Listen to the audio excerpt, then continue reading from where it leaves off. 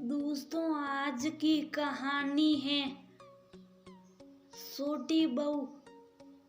अब तुम बेटी नहीं रही, अब बहू बन गई हो। दोस्तों, कहानी शुरू करने से पहले अगर आपने चैनल को सब्सक्राइब नहीं किया हो तो कर लीजिए ताकि आपके पास पहुंच सके हर नया वीडियो।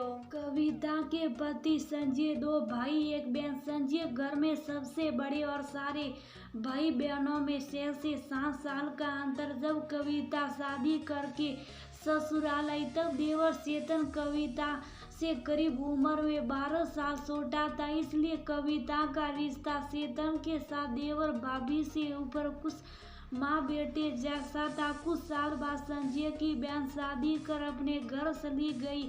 कविता की सासू माँ एक संत स्वभाव की महिला थी और ससुर जी उतने ही सरल स्वभाव के, इसलिए संजय ने ही सारी जिम्मेदारी अपने कंधों पर ले रखी थी। सासू माँ की संगति में कविता बिल्कुल सासू माँ के अनुरूप ही ढल गई। घर के नियम कायदे, उठना बैठने का सलीका, सोना जागना, सब कुछ हंसता खेलता परिवार।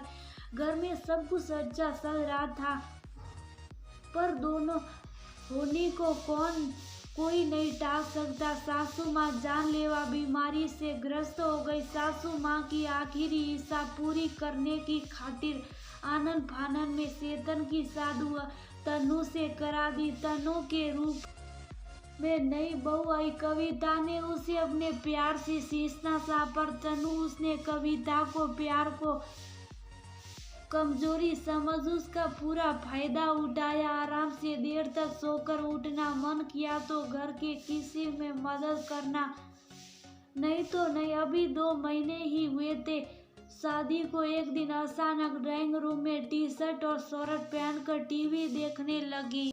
ड्राइंग रूम में दूसरी तरफ बैठे ससुर जी और जेठ जी का तो कोई लिहाज ही नहीं था। लिहाज बड़े ससुर जी और जेठ जी को ही ड्राइंग रूम छोड़कर अपने अपने रूम में जाना पड़ा। कविता चेतन का मुंह देखकर हमेशा चुप रहती, पर कविता को तनु का ये व्यवहार बहुत अटपटा लगा, इसलिए कविता को बहुत सहजता से तनु को समझाते हुए कहा, तनु, कमरे से बाहर आने से पहले ठीक से कपड़े पहन कर आया करो। ये निकर वगैरह घर की बहू को शोभा नहीं देते। अगर तुम्हें ऐसे कपड़े पहनना पसंद है तो पहनो, पर अपने कमरे में या फिर तुम और चेतन घर से बाहर कहीं घूमने जा रही हो अकेले, तब तुम पहन सकती हो, अपने शौक पूरे कर सकती हो। तनु ने कविता को बहुत ही तुनक कर बदतमीजी के साथ जवाब दिया, भाभी आप तो पुराने जमाने की हो, ये तो आजकल का फैशन है।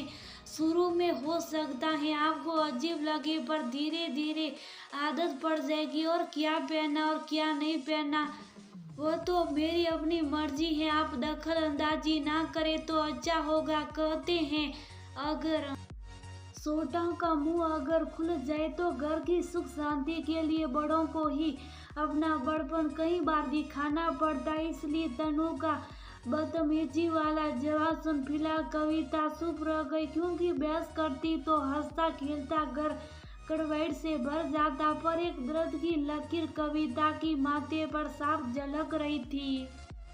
संजय कविता के दर्द को समझ गया। उसने कविता को समझाते हुए कहा, कविता मैं जानता हूँ तुम बड़ी हो और समझदार भी। तनु अभी थोड़ी छोटी है, नादान है, इस घर के तौर तरीके नहीं जानती। सब्र से काम लो, धीरे धीरे सब ठीक हो जाएगा। चेतन शाम को घर वापस आया तो ड्राइंग रूम में किसी को ना पाकर हैरान था। तभी तनु के कपड़ों पर चेतन की नजर पड़ी तो बिना किसी के कुछ कहे चेतन को बात को समझते हुए देर ना लगी। चेतन ने तनु को कमरे में ले जाकर समझाने की कोशिश की।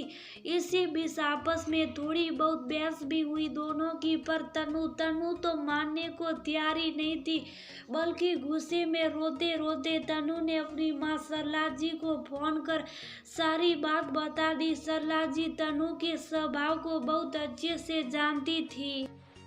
उन्हें मालूम था तनु थोड़ी जिद्दी है पर मान जाएगी, इसलिए सरला जी ने तनु को समझाते हुए कहा, तनु क्या तुम्हारी जेठानी कविता भी घर में ऐसे ही कपड़े पहनती है? नहीं मम्मा, वह तो बहुत ओल्ड फैशन वाली लेडी है। वह हमसे हमेशा या तो साड़ी पहनती है या फिर सूट, और सूट पर भी जब ससुर जी आ जाते तो दुपट्टा ले लेती हैं। सरला जी, तनु क्या तुम्हारी भाभी सरला जी की बहू भी ओल्ड फैशन है? तनु नहीं मम्मा, भाभी तो बिल्कुल भी ओल्ड फैशन नहीं है। सरला जी, तो क्या तुमने अपनी भाभी को कभी अपने घर में ऐसे कपड़े पहने हुए देखा है? तनु शर्मिंदगी से नजरें नीचे कर फोन पर ही, नहीं मम्मा। सरला जी, तनु अब तुम बेटी नहीं किसी के घर की बहू हो।